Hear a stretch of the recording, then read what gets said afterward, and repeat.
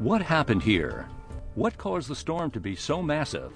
Why did the record storm surge cover such a huge area of the coast with hurricane-force winds reaching eastward all the way to Mobile?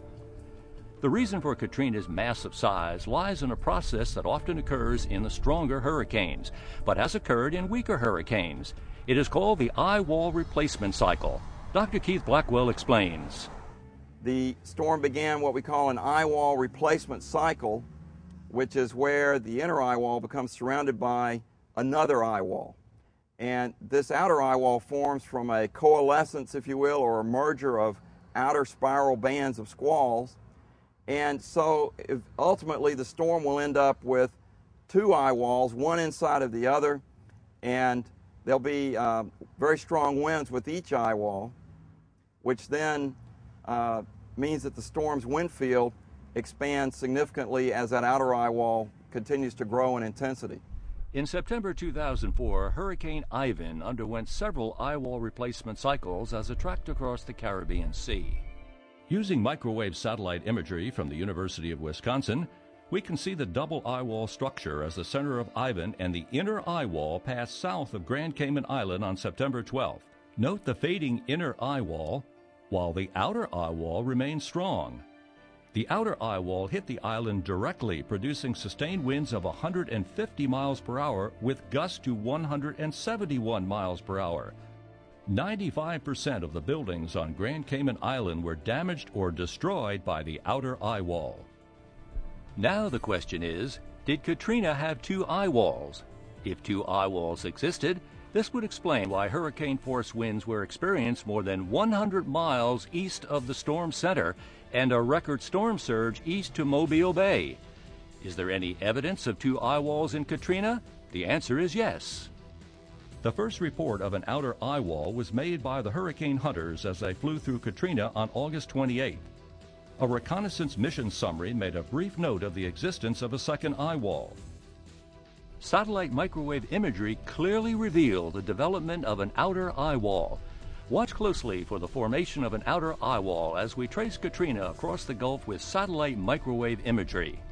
Note the intensification of Katrina, the inner eye wall, then the outer eye wall. Further evidence of an outer eye wall was revealed when dropson data from the hurricane was analyzed. A dropson is a canister that contains weather sensors and a radio transmitter. The dropson is ejected from the Hurricane Hunter aircraft, then descends by parachute through the storm. A few of the significant dropson peak winds are shown on this microwave image of Katrina as the eye neared the Mississippi coast on the morning of August 29th. Two of the dropsons were deployed into the apparent outer eye wall near the Mississippi coast. Dr. Keith Blackwell explains what was found. Dropsons show that this outer eye wall existed as well. They vividly show it. Not only were they showing very strong winds within the inner eye wall of the hurricane, but then when the aircraft that was releasing these dropsons started dropping these instruments through the outer eye wall, they began to find eye wall winds out there with these dropsons, and at very low levels. What those reveal is definitely eye wall structure in the wind field. The dropsons south of Pascagoula found winds up to 142 miles an hour at 1,300 feet, or close to 1,300 feet. That's close to cloud base. That's right at the altitude where you expect to find your maximum winds in eye walls.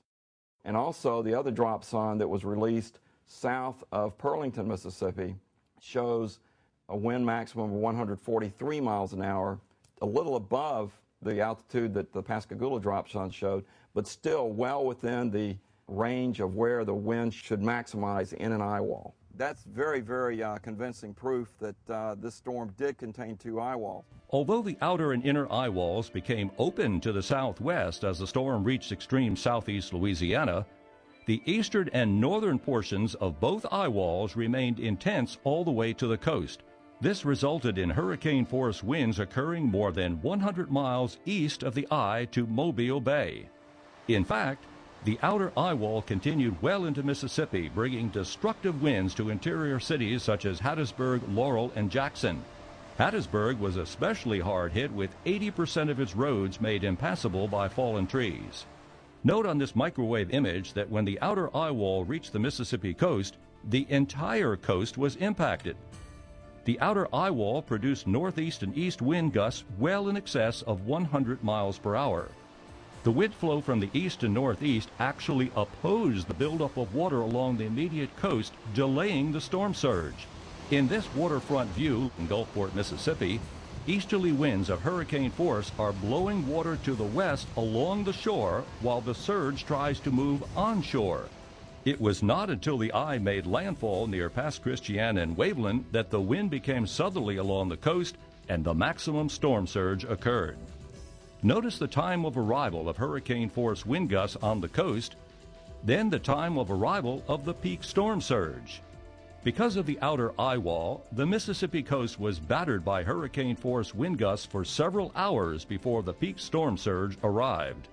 The western Mississippi coast was actually struck by two eye walls, with the maximum storm surge coinciding with the arrival of the inner eye wall.